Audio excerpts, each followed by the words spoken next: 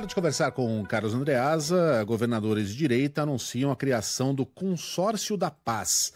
O que seria o Consórcio da Paz? Bom, o que é a gente já meio que explicou, mas o Andreasa volta ao assunto e traz também as suas impressões sobre o tema. Bom dia para você, Andreasa.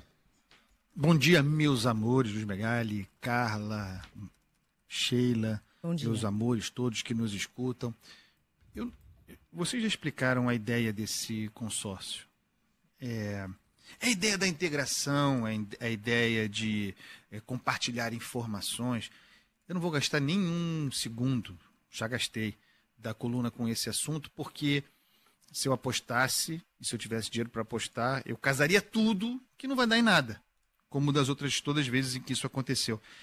Me interessa mais para a coluna de hoje o aspecto simbólico dessa reunião dos governadores de direita, porque é disso que se trata. Tem um senso de oportunidade aí, uma expressão que eu uso sempre nessa coluna e que eu repito aqui. Nós estamos, à direita sobretudo, no pós-Bolsonaro. Todo mundo se organiza politicamente pensando em 2026 em função do pós-Bolsonaro. O pós-Bolsonaro é uma questão e um problema, sobretudo para a direita brasileira, que é uma direita bolsonarista. E que estava, também tema frequente aqui dessa coluna, raptada, sequestrada pelo delírio de uma pauta única, que era a pauta da anistia. Essa operação policial no Rio de Janeiro, e aquilo que ela impõe como debate, a questão da segurança pública e a nacionalização da questão da segurança pública, isso posto no pós-Bolsonaro, também oferece para a direita, sobretudo bolsonarista, sequestrada pelo bolsonarismo, o pós-anistia também. A superação não apenas a Jair Bolsonaro, mas a superação à agenda única, delirante e engessadora da anistia, que é a bandeira que a direita tinha. Uma das razões por que Lula crescia. Uma das razões por que Lula crescia competitivamente é pela inexistência da direita competitiva pisando no mundo real, enquanto Lula encaixava o discurso a partir da isenção do imposto de renda para quem ganha até R$5.000. Senso de oportunidade.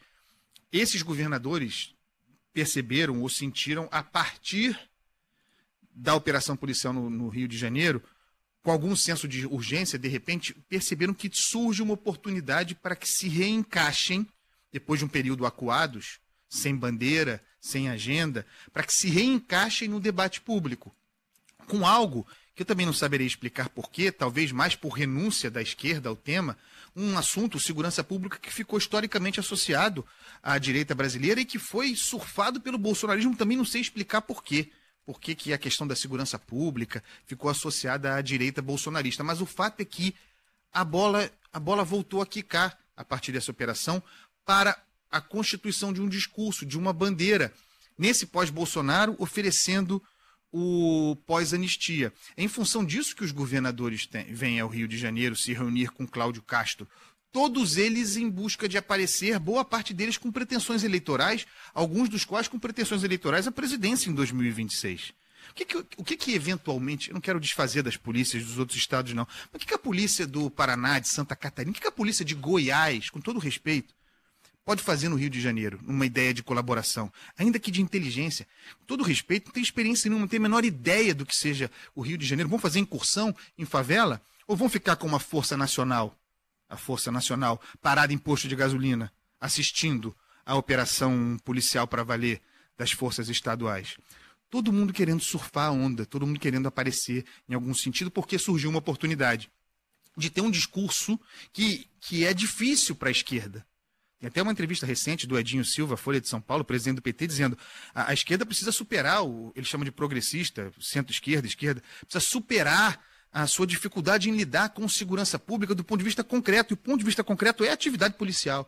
Tem muito espaço aí e a direita com chance de ocupar. A questão que eu deixo aqui é a seguinte: todo mundo surfando essa onda, mas ninguém liderando a bandeira, porque faltou alguém.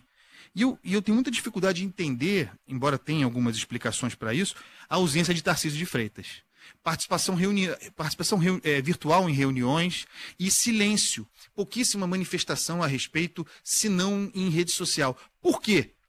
Tarcísio é o principal candidato à direita, o mais competitivo no campo da direita bolsonarista é ele, Tarcísio de Freitas, governador de São Paulo, vizinho do Rio de Janeiro, que enfrenta o PCC, a quem toca, falando de divisa, também a questão do crescimento das organizações criminosas.